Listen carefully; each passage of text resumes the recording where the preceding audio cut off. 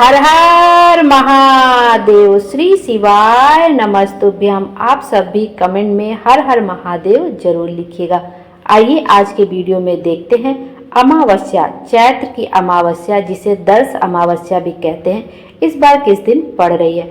28 मार्च को या 29 मार्च को। हिंदू धर्म में अमावस्या तिथि बेहद महत्वपूर्ण मानी जाती है। इस दिन गंगा या अन्य पवित्र नदी में स्नान दान और पितरों का तर्पण, पिंडदान, श्राद्ध करने का विधान है। आइए देखते हैं इस बार चैत्र की अमावस्या कब है। इस साल चैत्र अमावस्या 29 मार्च 2025 शनिवार को पड़ रही है। इसे दर्श अमावस्या भी कहते हैं। खास बात यह है कि इस बार अमावस्या शनिवार को पड़ रही है और शनिवार के दिन पड़ने वाली अमावस्या को शनिचरी अमावस्या कहा जाता है। मान्यता है कि इस दिन शनि देव की पूजा करने से उनकी कृपा मिलती है और शनि दोष, साढ़े साती जैसे परेशानियों से राहत मिलती है।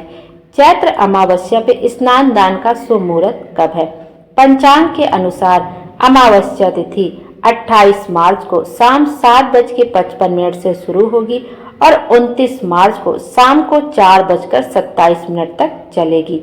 वहीं चैत्र अमावस्या के दिन स्नान दान के लिए ब्रह्म मुहूर्त सुबह 4:42 से लेकर 5:28 तक है। उसके बाद है अभिजीत मुहूर्त दोपहर में 12:01 से लेकर 12:51 तक। इस बार चैत्र अमावस्या शनिवार के दिन पड़ रही है, तो ऐसे में शनि देव की पूजा जरूर करें। मान्यता है कि ऐसा करने से शनि देवता प्रसन्न होते हैं और अपनी कृपा बरसाते हैं। शनिवार के दिन शनिचरी अमावस्या जब भी पड़े तो आपको पीपल के वृक्ष के नीचे एक सरसों के तेल का दीपक प्रदोष काल में अवश्य ही प्रज्वलित करना चाहे। आप सरसों के तेल में चाहें तो थोड़ा सा काला तिल भी डाल सकते हैं।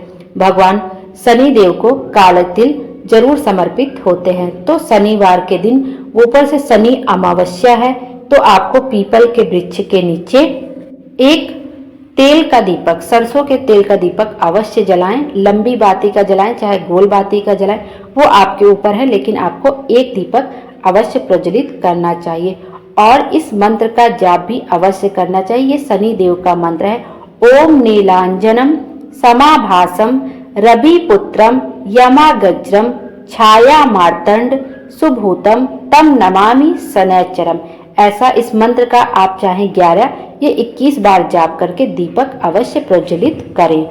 चैत्र अमावस्या पर इन कुछ बातों का विशेष ध्यान रखना चाहिए। किसी पवित्र नदी में स्नान अवश्य करना चाहिए। यदि आप पवित्र नदी में जाकर स्नान नहीं कर सकते तो आप अपने घर के जल में, जिस जल से आप स्नान कर रहे हैं, उसी में थोड़ा सा गंगा जल या कोई सा भी पवित्र नदी का जल डालकर स्नान कर लेते हैं या उस जल के छींटे भी अपने ऊपर डाल लेते हैं तो आपको गंगा नदी में स्नान के बराबर का पुण्य प्राप्त हो जाता है। या किसी पवित्र नदी में आप स्नान करने के मन से वह कार्य कर रहे हैं तो आपको उस नदी में स्नान करने के बराबर पुण्य फल प्राप्त हो जाता है। इस दिन दान पुण्य अवश्य करना चाहिए। जितना आप सक्षम हो उतना दान पुण्य कर सकते। कोई दिखावा करने के लिए कोई दान पुण्य नहीं करना होता है। अमावस्या के दान पुण्य करना शुभ माना जाता है। आप गरीब, कोई जरूरतमंद है, कोई भिखारी, आप उसको भी कुछ दान कर सकते हैं। नकारात्मक विचारों से दूर रहना चाहिए। वो सबको पता होता है कि नकारात्मक विचारों से, कलह कलेश से दूर रहना चाहिए। वाद विवाद से बचना चाहिए। तामसिक से भोजन का सेवन इस दिन नहीं करना चाहिए।